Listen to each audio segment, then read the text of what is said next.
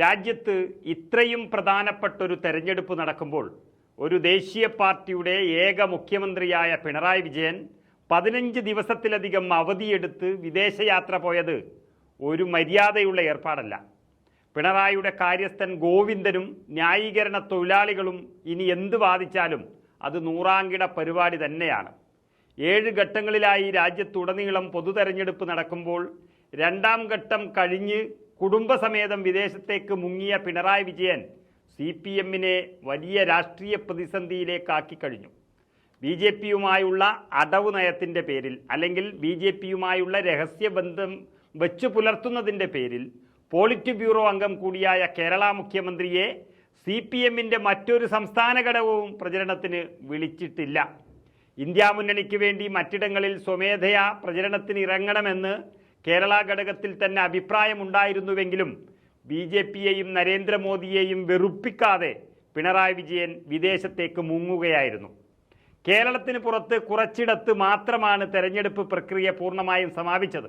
എന്നാൽ 3 മുതൽ 7 വരെയുള്ള വിവിധ ഘട്ടങ്ങളിലായി 11ഓളം സംസ്ഥാനങ്ങളിൽ CPM കോൺഗ്രസിനൊപ്പം ചേർന്ന് നിൽക്കുകയാണ്.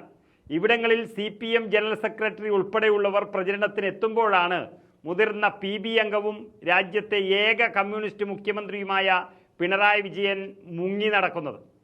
പിണറായി വിജയനുമായി ഒട്ടേറെ തവണ വേദി പങ്കിട്ട അരവിന്ദ് കെജ്രിവാളിൻ്റെ പാർട്ടിക്ക് വേണ്ടി പോലും അദ്ദേഹം പ്രചരണത്തിനെത്താതിരുന്നത് BJP-യെയും ED-യെയും പേടിച്ചിട്ടാണെന്ന് എല്ലാവർക്കും വ്യക്തമായിരിക്കുന്നു.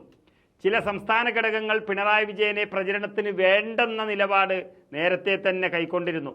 ഈ BJP ബന്ധം കാരണമാണത്. കോൺഗ്രസിന് ശക്തമായ സ്വാധീനമുള്ള മുർഷിദാബാദിൽ മത്സരിച്ച CPM ബംഗാൾ സംസ്ഥാന സെക്രട്ടറി മുഹമ്മദ് സലീം, അതുപോലെ തന്നെ രാജസ്ഥാനിൽ കോൺഗ്രസ് വിട്ടുകൊടുത്ത ഒരു സീറ്റിൽ, അതായത് സിക്കാർ സീറ്റിൽ മത്സരിക്കുന്ന സംസ്ഥാന സെക്രട്ടറി അമ്ര റാം എന്നിവരാണ് പിണറായിയെ ഒരു കാരണവശാലും ഇവിടത്തേക്ക് കാല് കുത്തിക്കില്ല എന്ന നിലപാട് ആദ്യം തന്നെ സ്വീകരിച്ചത്.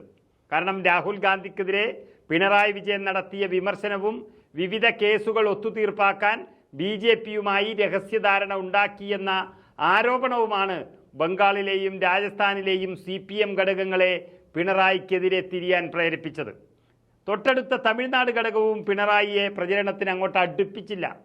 മഹാരാഷ്ട്രയിൽ NCP-യും അതുപോലെ ജാർഖണ്ഡിൽ JMM-ഉം ദില്ലിയിൽ AAP-യും ബീഹാറിൽ RJD-യും ഇടതു പാർട്ടികളുമൊക്കെ അതുപോലെ UP-യിൽ സമാജ്വാദി പാർട്ടിയും ഒക്കെ മത്സരിക്കുന്ന സീറ്റുകളിൽ ഇന്ത്യ മുന്നണിക്ക് വേണ്ടി കേരള മുഖ്യമന്ത്രി ഉൾപ്പെടെയുള്ളവർ പ്രചരണത്തിനെത്തും എന്നുള്ള പാർട്ടികൾ തമ്മിൽ തന്നെ ഒരു ധാരണയുണ്ടായിരുന്നു.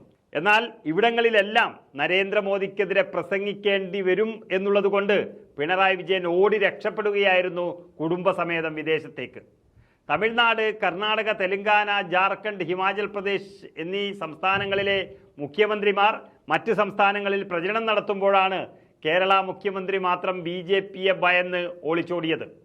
കോൺഗ്രസുമായി നേരിട്ടേറ്റുമുട്ടുന്ന പഞ്ചാബിലെ മുഖ്യമന്ത്രി പോലും സംസ്ഥാനത്തിന് പുറത്ത് പല മണ്ഡലങ്ങളിലും ഇന്ത്യ സഖ്യത്തിന് വേണ്ടി പ്രചരണം നടത്തുന്ന ഒരു സന്ദർഭത്തിലാണ് ഈ വടിവാളുകൾക്കിടയിലൂടെ നടന്ന പിണറായി വിജയൻ ജീവനും കൊണ്ട് ഓടി രക്ഷപ്പെട്ടത്.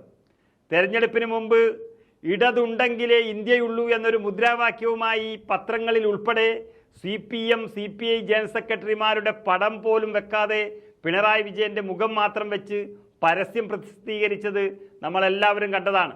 അവസാനം മോദി കണ്ണുരുട്ടിയപ്പോൾ ഇടതും വേണ്ട ഇന്ത്യയും വേണ്ട എന്നും പറഞ്ഞ് ജീവനും കൊണ്ടോടിയ ഇരട്ട ചങ്കൻ ഇനി എന്ന് പൊങ്ങി വരുമെന്ന് ഒരു നിശ്ചയവുമില്ല.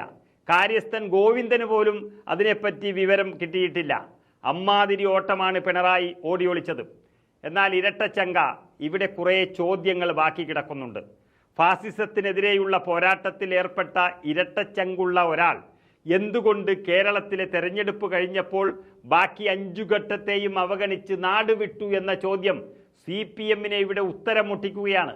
കേരളത്തിലെ പാർട്ടിയുടെ വിശ്വാസ്യത പൂർണ്ണമായും തകർത്ത നടപടിയാണ് ഈ വിജയൻ്റെ സ്വകാര്യ ടൂർ ഉണ്ടാക്കിയത് എന്ന് പാർട്ടി നേതാക്കളും പ്രവർത്തകരും പറഞ്ഞു തുടങ്ങിയിട്ടുണ്ട്.